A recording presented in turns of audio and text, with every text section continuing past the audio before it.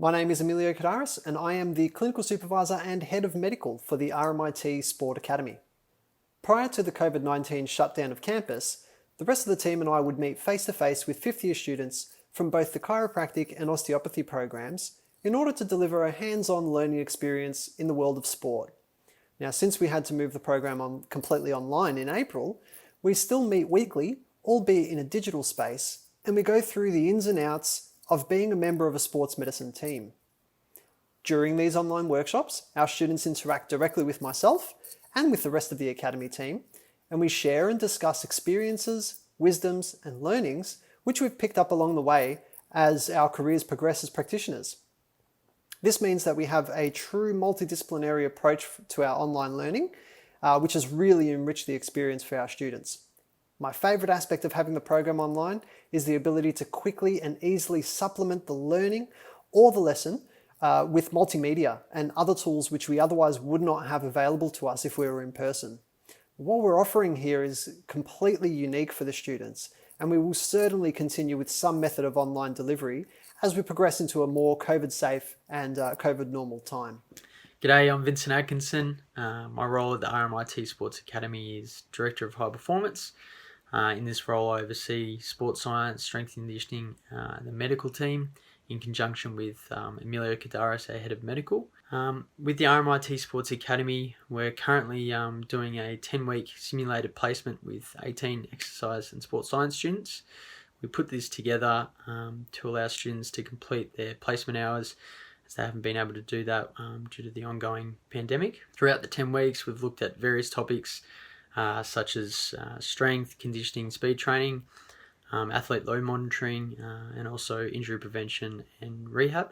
My name's Daniel Woodstock.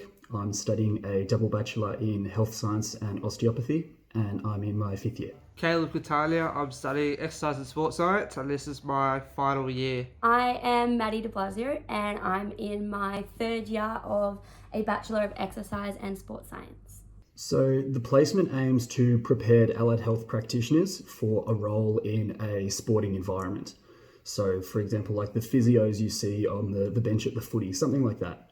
So they assist us to help athletes educate themselves and develop strategies to increase their performance, delay injury management. And it's been really interesting so far, just getting a sporting background to some of the clinical information you've learned through the program. So through the RMIT Sports Academy, we got the opportunity to, given everything going on, still be able to complete 40 of our placement hours. So what was involved, we had each week one class a week where we got a online theory. So we would be given a lot of information, and then we'd get given a task that we would all complete in our own time throughout the week.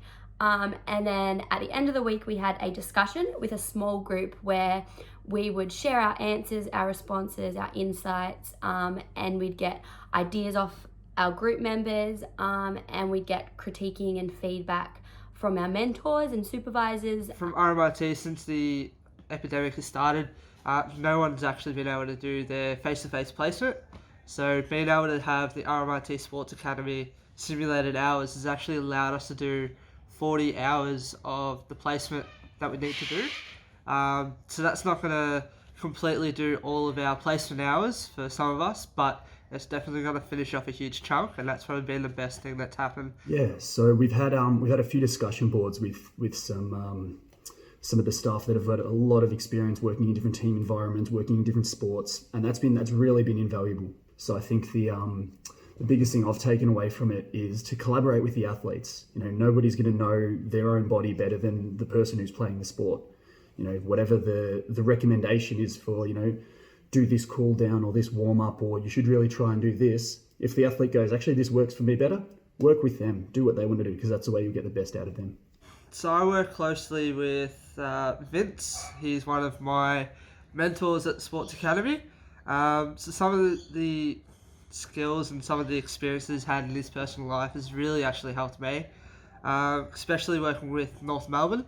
Having that expertise, that knowledge in the strength conditioning field, that's been a highlight for me, trying to pick his brains and just get what I can out of him.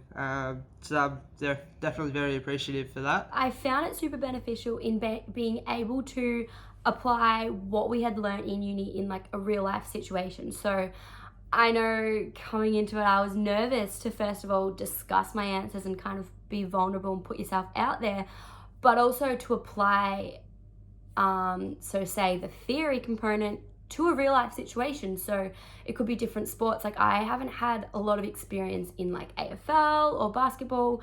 I have knowledge, but I haven't actually had experience there. So gaining insights from the supervisors who had a range of different sporting backgrounds was really helpful. I've really enjoyed even just having discussions about sport. At the moment, it's been really interesting, especially with the COVID situation. So to be able to log on and have a chat about something I'm really passionate about, obviously adding to my clinical experience and learning about how to help people with their own sports is a focus I'd like to get into. And I've really enjoyed learning some things that I think I'll definitely be able to apply in my career in the future. Having that small, more personal kind of meetings and chats on the Fridays with some of the other people, that's probably been the biggest highlight with the Sports Academy, because you can really just get in there, pick the brains of some of the mentors as well as your other peers, and just being able to question things and talk about it, discuss in more depth, because that's where we get the most out of most of these programs, when we go into those small little groups and we're able to actually just get all the information we need, all the questions answered, and share our own knowledge as well. I think my favorite thing was the discussions, which at the start, like I was saying, I was super nervous about, and like it's scary putting yourself out there, but that has definitely been what has helped me grow the most. And also I have loved learning off other people, so hearing other people's insights and different ways of doing things that I can take on myself as a coach is really helpful.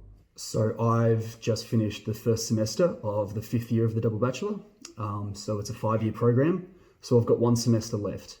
And so it'll be essentially fine-tuning the skills I've learned so far, getting a lot more clinical experience, hopefully getting some more hands-on patients as soon as the clinics are able to reopen, and really polishing up on those skills to be ready to work.